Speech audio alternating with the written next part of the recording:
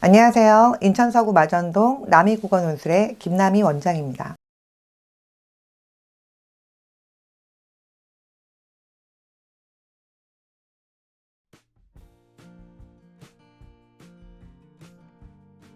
거슬러 올라가면 한 2002년 정도? 원래는 국어 보습 입시학원 선생으로 처음 출발을 했고요. 논술로 당연히 넘기게 됐어요. 특목 고반을 하다 보니까. 제가 그때 좀 놀랐어요. 이런 고가의 수업을 받는 친구들이 왜 제 시문을 이해를 하지 못할까? 그렇다면 어떤 걸 해야 될까라는 고민에서 독서구나라는 생각을 다시 하게 된 거예요. 아이들이 책을 읽지 않아서 그렇구나. 그럼 기본은 책이겠구나. 내 아이도 어릴 때부터 책을 좀 읽히게끔 하려면 내가 이제 국어나 논술이 아니라 독서로서 공부를 좀 시작해서 함께 성장해 나가야겠다 라는 생각으로 시작을 한 게 2011년이었던 것 같아요.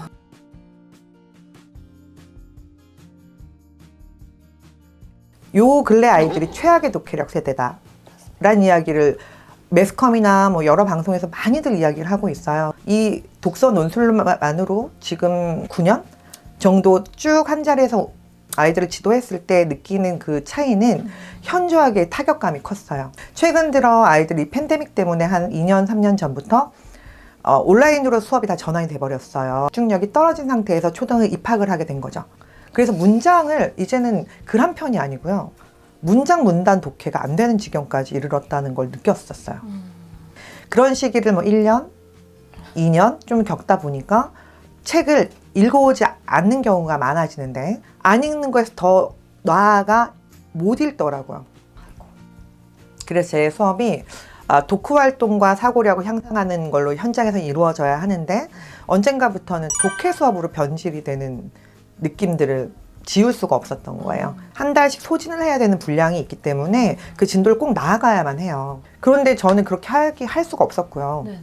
왜냐하면 그렇게 해봐야 모래성에 집 짓는 거랑 똑같기 때문에 아이들이 보람을 느낄 수 없고 성취감이 쌓이지 않으면 언젠가는 구멍이 뚫려요. 그러면 수업을 훨씬 더 빨리 그만둘 수밖에 없어요. 무엇보다 본인의 독서력을 바탕으로 맞게 훈련하는 게 제일 중요하다고 생각을 하거든요. 그런데 현장에서는 아무래도 이 독서 교육 자체가 그걸 분화해서 이건 훈련해야 되는 거라는 그런 생각이 많이 대중화되어 있지 않았던 거가 맞던 것 같아요. 그냥 읽으면 돼요. 일주일에 하나씩 읽으면 돼요. 이랬던 수업을 저도 운영했던 것 같고. 근데 이제 독도를 알게 되면서 또는 이런 개인의 성향에 맞게끔 또는 능력에 맞게끔 뭔가 독서력을 점검할 수 있다는 프로그램들이 생겼다는 게 상당히 올바른 방향이 아닌가라는 생각을 하죠.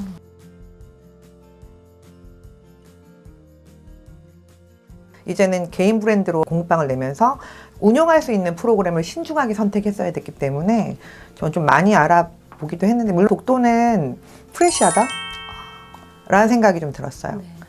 책 읽기랑 그다음에 글쓰기가 분화가 돼서 개인의 성향과 독서력에 맞춰서 훈련할 수 있다는 부분이 가장 매력적이었던 것 같아요.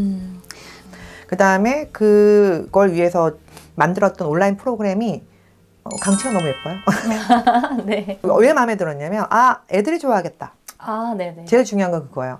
실제 저랑 수업해야 될 아이들을 입장에서 또 생각을 해야 되는데 아이들이 매번 와서 이걸 할 때 좀 덜 지겹고 더 재밌게 해야 되는 게 되게 중요하다고 생각을 했어요.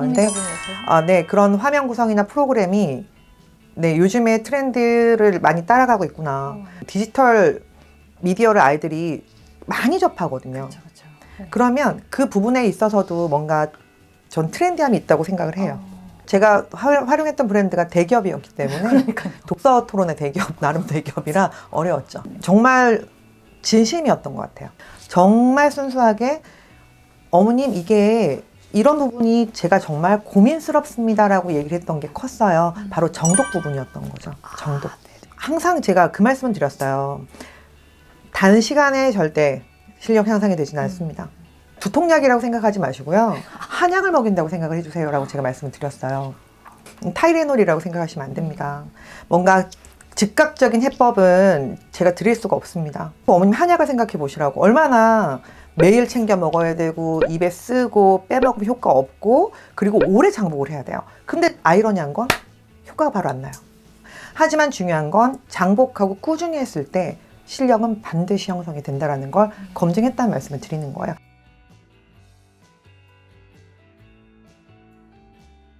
현재는 주 1회 1시간 반 네, 수업을 진행을 하고 있고요. 네. 그래서 우리 독도의 이제 책 읽기와 글쓰기를 모두 완료하고 그 사이에 시간이 남으면 괭이갈매기를 보거나 아니면은 복습을 하거나 하는 식으로 구성이 되고요. 아이들이 정독을 해야 된다라는 부분에 있어서 같이 병행해야 되는 것도 다독이기도 해요. 독도가 좋은 거는 분독을 통해서 아이들이 부담 없이 그 시간에 주어진 자기에게 맞는 책을 읽어내고 그걸 검증받고 훈련하는 게 있다면 연달아서 호흡이 긴 책을 읽어야 되는 것도 상당히 중요하거든요. 그래서 그건 제가 별도로 이제 여기 있는 수많은 종이책들을 매주 한 권씩 아이들이 다 대여를 해갑니다. 미니 도서관처럼 대여하고 거기에 맞춰서 과제북이 나가요. 그래서 매주 한 권을 읽고 아이들이 과제북을 해오고 그걸 검사를 제대로 받아야지 독도를 할 수가 있는 거죠. 독도가 탄탄하게 베이스를 갖고 있지만 그 위에 활용할 수 있는 다른 것들을 든든하게 얹었을 때 이 독도가 정말 한약처럼 본인의 역량을 키워줄 수 있는 트레이닝의 도구가 되지 않을까 싶어서 그렇게 운영하고 있고요. 제가 이전에 하던 프로그램은 한 달에 책을 2권 읽었었어요. 문학 하나, 비문학 하나. 그 다음에 1차 시에는 되게 얇은 챕터북을 읽는데 그거는 독서라기보다는 글의 갈래를 쓰기 위한 하나의 이제 활용 도구로 쓰였기 때문에 정말 읽을 책은 2권이었다면 제가 지금 이렇게 바뀌고 운영하고 아이들이 책을 매주 한 권씩 읽고 독도로도 또 분독하면 또 읽잖아요. 이번에 3개월 끝났는데 15권 읽었더라고요.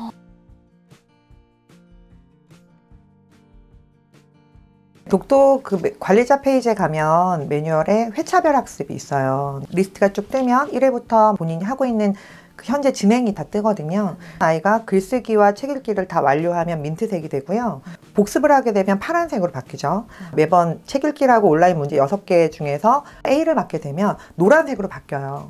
노란색이라고 한다는 건 그만큼 그 수업에 집중했다라는 거죠. 그리고 눌러보죠. 클릭 수를 몇 번을 했나. 그걸 가지고 좀 판단을 하는 거예요. 그리고 좀 성격적으로 급한 친구들이 있어요. 근데 그 친구들 거 유독 좀 먼저 보는 거죠.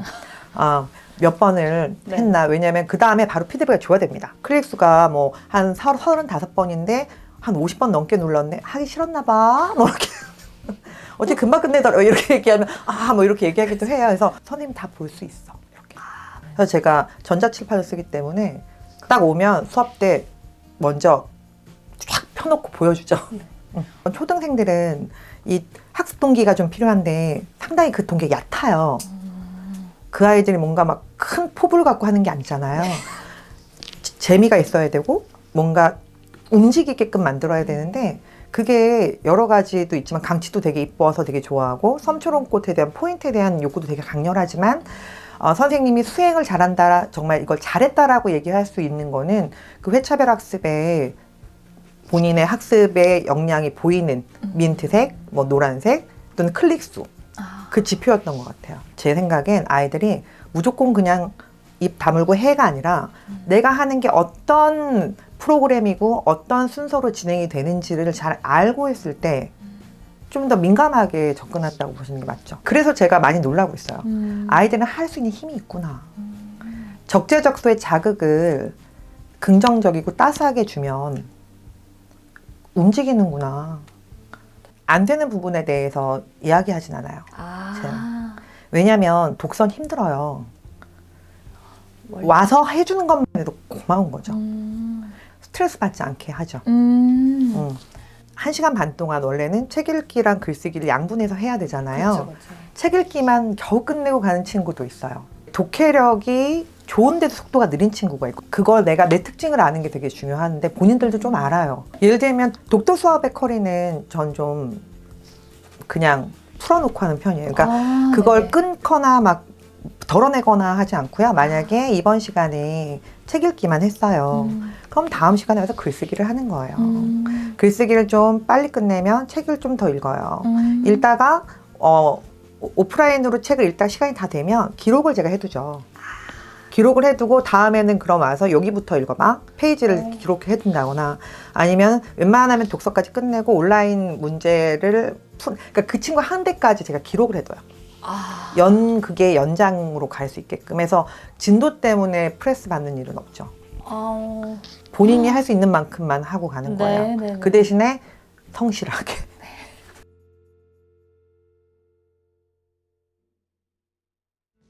스피치의 극강은 토론이에요. 네.